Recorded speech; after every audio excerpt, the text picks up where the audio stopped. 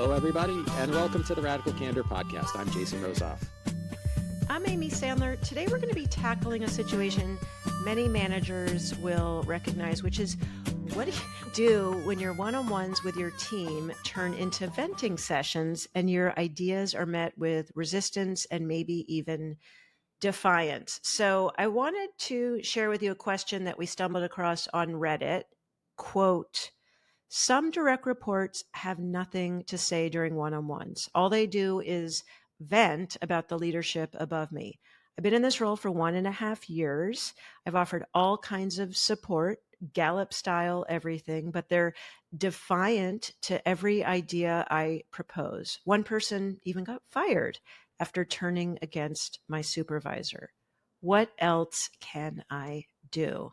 Jason, I think before I jump into this, do you want to just define, when they said Gallup style, what you think may have been on their mind there before we get into the one-on-one issue? I was curious about that also. I was about to ask one of our friends. I was thinking it was about sort of strengths-based, like I see. Gallup's strengths, but Yeah, I'm just reading a few trainings into it. Strengths Finder, because they have the I don't think it's horse related. So my best guess is that it is Gallup, maybe strengths. There's the, what's the actual name of it? It's Strengths the Finder. Clifton Yeah. Strengths, Yeah. which I think what they're trying to say is they have looked to the wider world for ideas of how to show support to people, and none of the expert advice that they've received so far has been helpful. That's how I interpret it. Yeah, that's what I was thinking as well, whether it was actually using StrengthsFinder or just leveraging research that Gallup is known for in terms of what works best in the workplace. So this person is, and by the way, it's not just this person, it's saying Yeah, some it sounds direct like multiple reports. So people. yeah, so Yeah. I think I just wanted to highlight that this is not a one and done. The one consistency piece is that it's that I am the same person in all of these different relationships. So just naming that as we think about what advice we might be able to give this person on Reddit. At the far end, somebody even got fired after turning against the letter writer's supervisor. So where do you want to start? Well, I think the place to start is to say that there is a not so fine line between unhelpful complaining and some combination of distress, confusion, or frustration with the actual policies that are happening in an organization. And I think that if I was this person and I had multiple people spending their entire one-on-one saying that they were concerned, worried, frustrated about the policies in the organization, I think it would be pretty important to treat that as signal rather than noise. And I don't think that this person is completely discounting, the person who wrote to us or wrote the question rather is completely discounting everything that people are saying. But I want to unpack like the receiver's emotions. So like me as the manager, it is hard to listen to people be frustrated with things all the time. That is not fun. And so I think there's a temptation sometimes to be like, oh, a bunch of complainers, as opposed to feeling like I should be listening to what these folks are saying, because even though it's hard for me to hear, they're probably bringing, and maybe some of this is even out of my control, they're probably bringing up things that are valid and there might be some useful data in there. Yeah.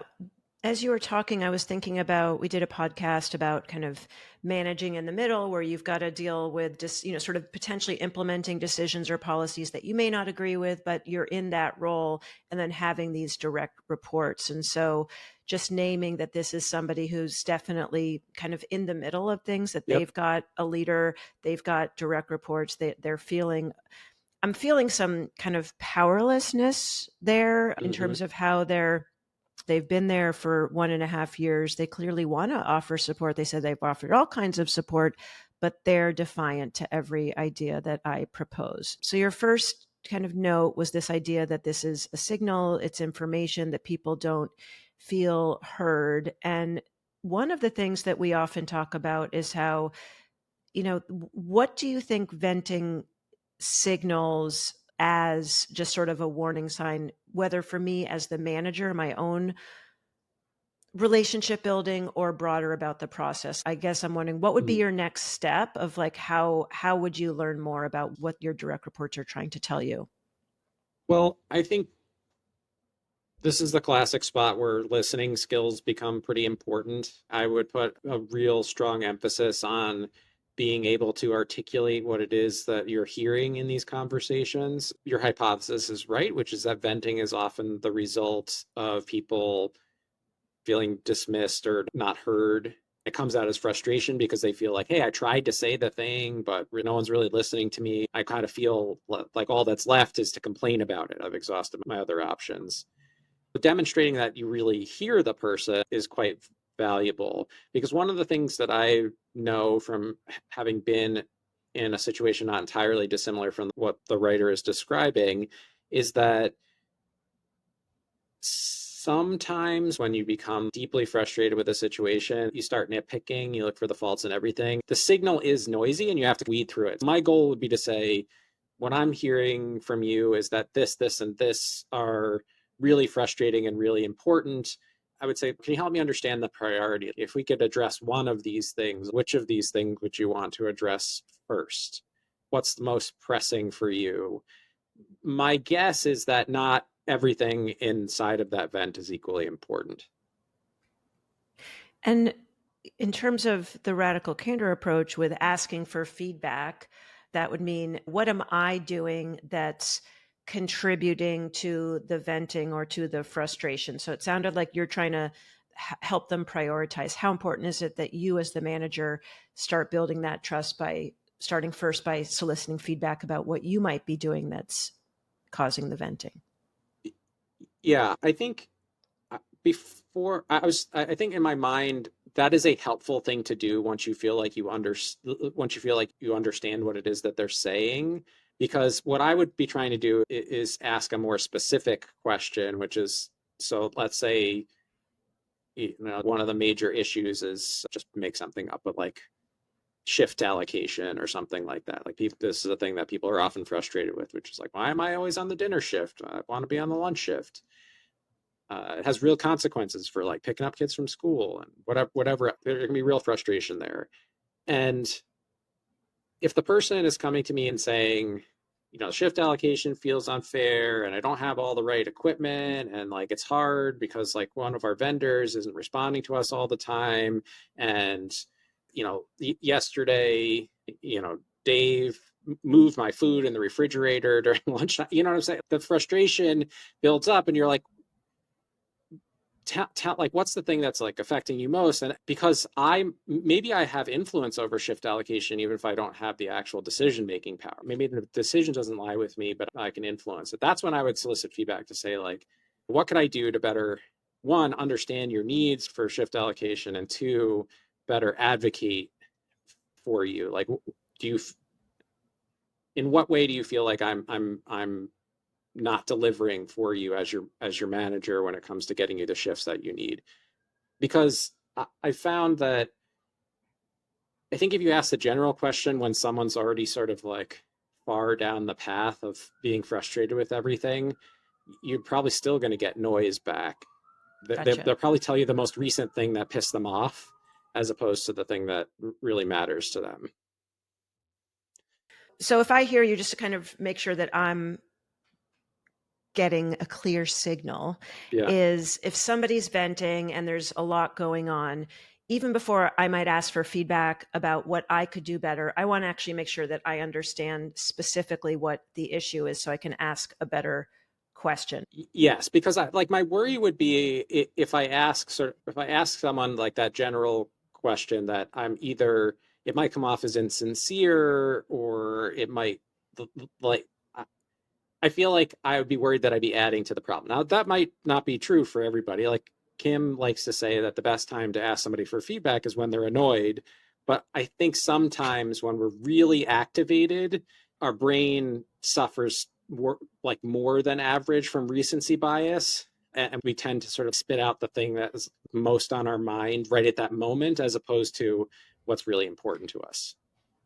I think that is such a helpful note. And it also really goes a little bit deeper into our guidance around asking for feedback and the idea with different go-to questions, like different go-to questions are going to land differently for different people. Like some people do like a broad question, how can we work better together? What's something I could do that would make this better working relationship? But many people like something very specific. Like to your point, there's a lot of things that have been frustrating you. I would like to understand specifically when it comes to shift allocation, like what is the top frustration for you or something like that. You're suggesting maybe starting with something a little more specific in this case because there's this broader emotional response this person is identified.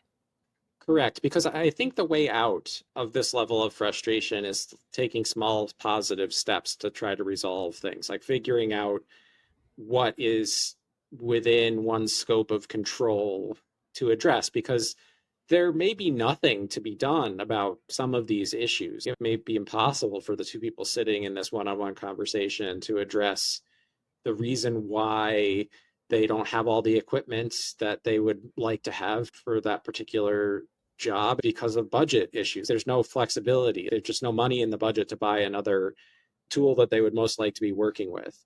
I think in that case, that becomes a parking lot issue from my perspective, which is basically like, hey, we know we don't have budget for it this year. We're going to put that into the parking lot so that when budget time comes around next year, I can advocate on your behalf to get that included. Complaining about it every week from now until then, it's not going to do anything like that. There's no like magical solution. And so I think if we circle the drain on that, it's going to continue to feel really frustrating. Instead, say, we know when we're going to deal with that. Let's figure out how we can make today and tomorrow better by taking some small steps in the right direction. Yeah. And it also sounds like, in addition to identifying, what's the next step I can do, then asking, how you can be a better partner, soliciting feedback. You're also talking about how can I challenge directly with compassion for this person, right? Like, how can I kind of name the behavior that I'm observing while being mindful that this person, there might be some emotional reactivity there? Yeah, and I think of this as a way to,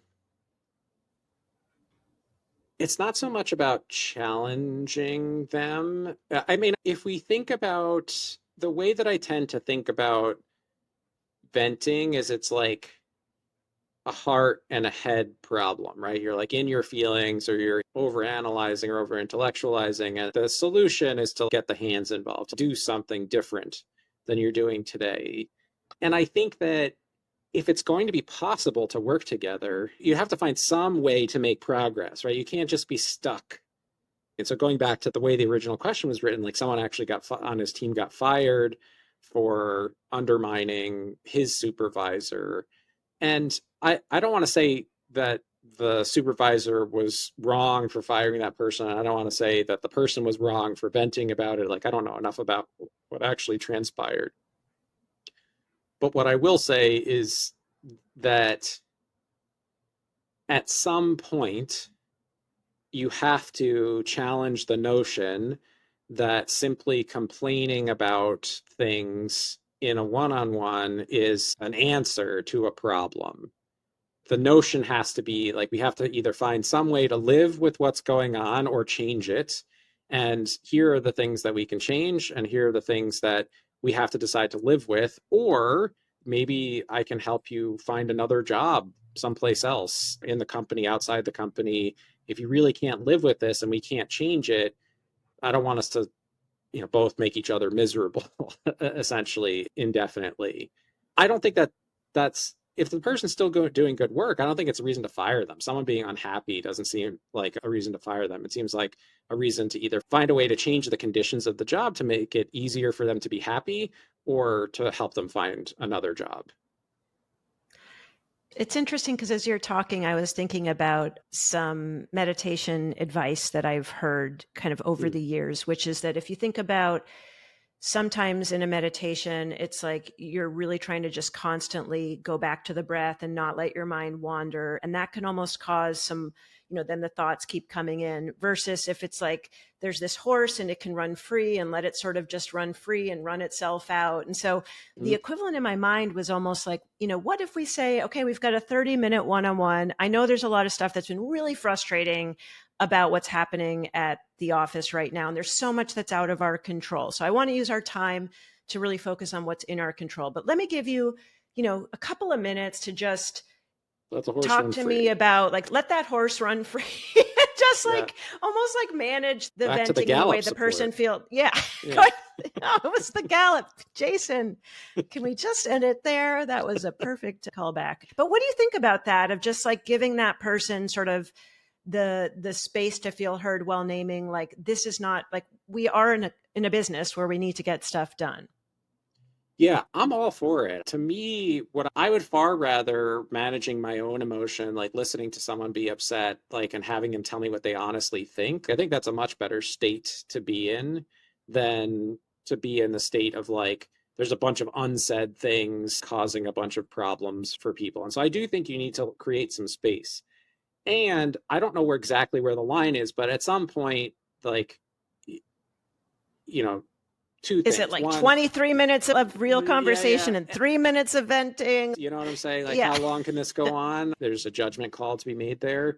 But that's why I think my focus would be, can we find some way to agree on small improvements that we can make and see if that, Hmm. like, we have to build some momentum. We have to, in a positive direction. Like, there's lots of stuff that's going to drag us back to being frustrated. And I'm not saying that what we're proposing here is going to change everything magically for the better, but we have to at least agree, like, there's some way for us to make progress. And that doesn't mean that you can never be annoyed again or frustrated again, or you can never let the horse run wild again. But I think at some point it's just like, for the sake of both of your sanity, like, you need to make some kind of progress. And my experience is that it's very rare for people to be so entrenched in their unhappiness, frustration, that they're unwilling to even try to make progress.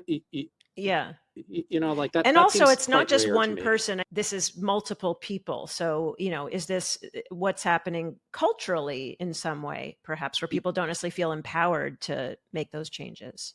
Yes, complaining can become a culture on a team That's also. right. Like, it can be a way that people relate to each other. And when I was, the shifts allocation thing was coming from a real example. This is early in my career. There was a person on a team that I was working on that did shift work. So there were 3 8-hour shifts, 24-hour day. There's a person who's sort of a spoiler on the team who would get people riled up all the time about things. And it was amazing. I didn't realize what was going on. It actually took quite a while for me to figure this out, because the person didn't complain to me directly. They were doing this all sort of behind my back. It wasn't just about me. Like, they were doing this in a way that I couldn't easily observe it happening. And what was the way I figured it out was I was changing people's shifts. And it was amazing, because when people weren't on the shift with Ray, they all of a sudden they were happier. Have names Uh, been changed to protect the innocent? yes. Okay, good. So I just think about that as a hard lesson, which is that sometimes the culture can be defined by the act of being annoyed or upset at things. And I think that it can be okay if everybody's sort of on the same page. When I think about my work in restaurants, there was a lot of complaining in restaurants. And it was sort of a way of life, because it's really hard work. It's physically demanding, it's emotionally draining. What's the saying? This job would be great if it wasn't for the customers. So I think in some situations it can be okay. But there are others, and it sounds like this person is in one of them, where it's not just, it's not casual, right? It's actually like getting in the way of people being productive. And Because, somebody also lost their job. And right. you know what, Jason, what's coming up as you were sharing the restaurant story was something that comes up a lot in our workshops, which is the behavior of manipulative insincerity, which is Mm, that, low care, low challenge. At its worst, it's, political backstabbing, but very often it's the talking about people, the complaining, the venting. I'm always interested in kind of what's the unmet need here. Very often this sort of complaining, this venting, we've talked about that the unmet need, there is a need for us to feel belonging. There is a need for us to sort of connect with our coworkers. And very often, like, the quickest and easiest way to do it is through potentially this venting. So I just kind of wanted to name that. And also, I think you had mentioned this to me, years ago, which is that sometimes we feel like, well, if I vent enough, someone else will fix the problem for Mhm. me. And so I kind of wanted to go back to that idea of in the one on one, my responsibility is the direct report, because sometimes I will hear in certain cultures, don't bring me problems, bring me solutions. Yep. And my understanding of radical candor on that has been we might not always have a solution. Like I might not know what the exact solution is, but what I am committed to is that yes, I may bring you a problem, and I'm committed to sort of at least co-creating with you or hearing your perspective on how to think about the solution. But I'm just curious, like, what is your current thinking on that sort of don't bring problems, bring solutions, and how that might apply to this Y- situation? Yeah, I think that's really bad advice for a manager to give their direct report because ultimately that means that managers just won't hear about the problems that Hmm. that people are facing. But I think it's pretty good advice to give yourself. The reason I think the context in which we talked about this is quite a long time ago was when I was at Khan Academy and Ben and I were, we'd have these sessions where we'd sort of like say, oh, this is wrong and that's wrong and the other thing is wrong. And there's this really dangerous thing, which is that when you do that, your brain gives you like little releases like dopamine and it feels good to sort of say those things. And then you like go to bed, but you haven't solved any of your problem. You've just said the things that are wrong. And that was a like we decided at some point that like we would there would be some amount of time where we would have the like these are the things that are wrong conversation, and then some amount of time where we talk about like what are we going to do to correct it. But I think if my it, it would have been bad if I felt like I couldn't express what was wrong, because not only is it sometimes not obvious what the solution is, it's useful. Like in theory, going to your manager to say, I'm struggling with this. There's a big difference between saying, look, I'm struggling with this. This is how I've been thinking about it, or this is what I've tried, but I don't have an answer. Like I just don't know what to do. It's really frustrating. Like that's a very different conversation than this sucks and that sucks and everything sucks and I'm just really annoyed at everything all the time. But if you say, don't bring me problems, bring me solutions, you might not get that first Yeah. conversation. That would be a disaster. Yeah, so well said. I mean, it really is ultimately like we've got to take responsibility for, what we can manage, whether we are a direct report or a manager, and that the manager is there to support you. And it's up to you as the direct report to take some responsibility.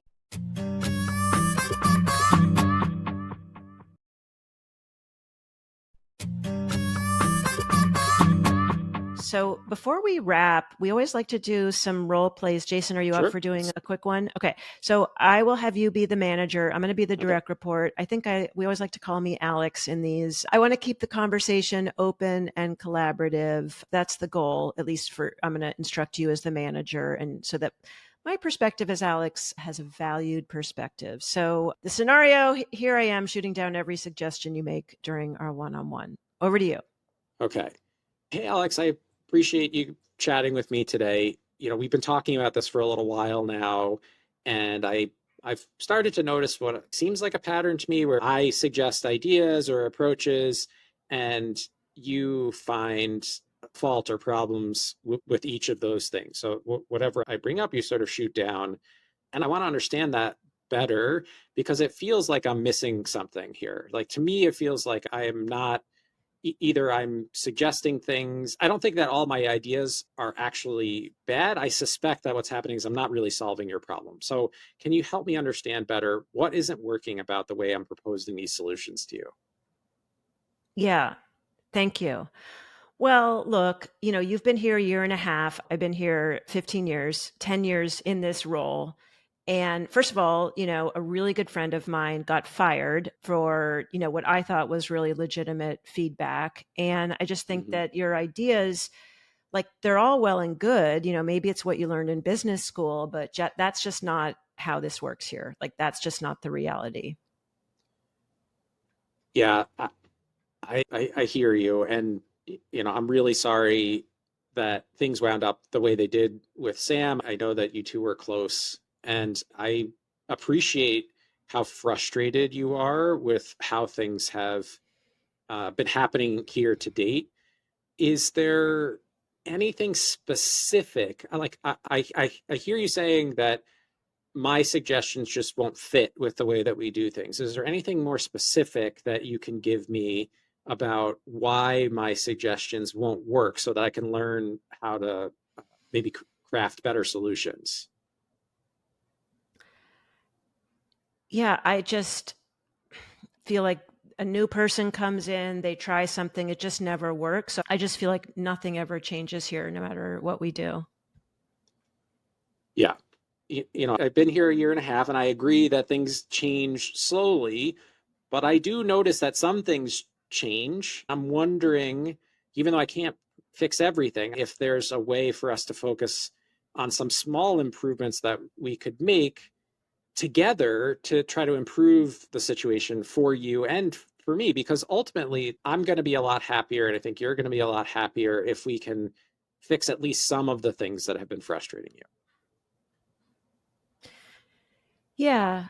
Well, we've been talking a lot about the shift change decisions, and I just feel like nobody ever asks my opinion. I go from morning to night, and I just feel like the rug keeps getting pulled out from under me. And so I just don't get why nobody asks what I think would be a good idea or how that might land for me.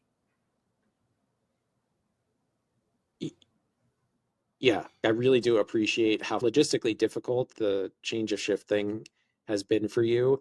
I want to find a better solution. Here's what I hope you'll hear me when I say I'm asking for your perspective. And I know that I need to earn your trust to actually listen to your suggestions, to implement solutions to your suggestions. But I want you to know that that is changing, that I am making a commitment to you to really listen to your input and to do the best I can to make sure that input is considered when we make these decisions.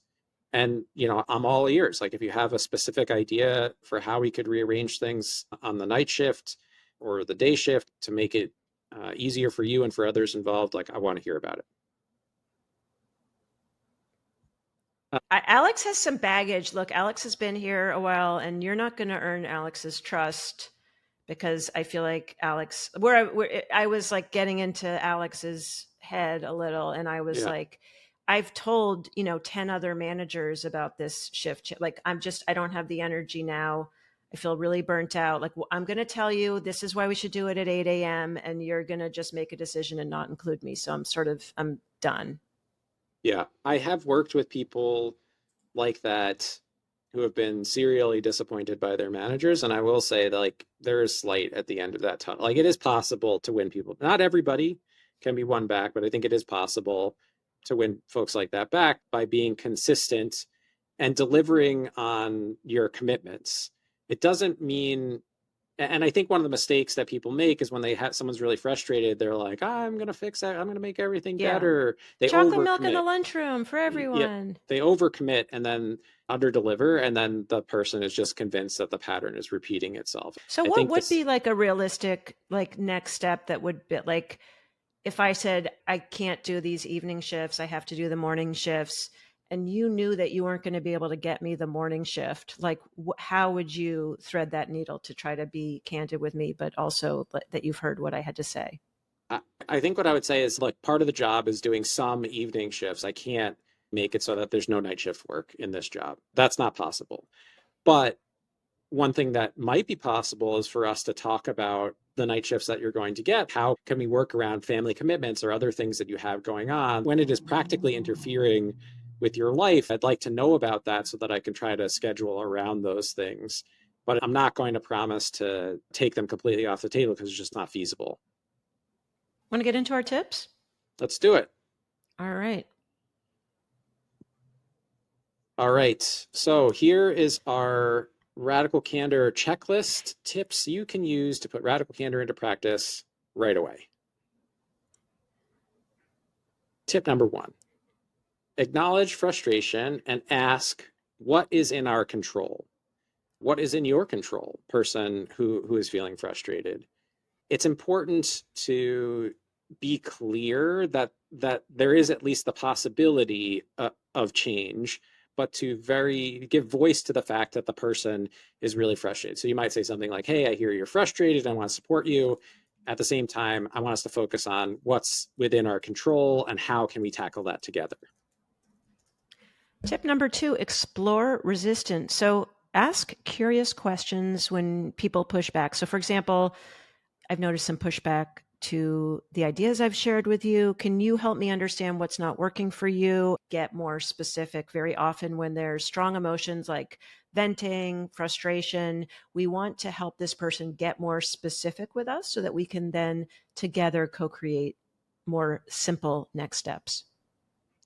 And tip number 3, work to rebuild trust. Consistency builds psychological safety. Like, keep showing up to these conversations even when they're hard. Don't be afraid to name the pattern that you're in, which is, I make suggestions, you shoot them down. It feels like we're not making progress. Naming that, I think, can be really helpful. And the other thing that you can do is you can talk about even small wins that you have seen, because often there are small things that get better and they sort of go unnoticed. This is why we say, focus on the good stuff. Praise is even more important than criticism. Find those small wins and talk about them, because part of what you're doing is helping the person believe that change is possible.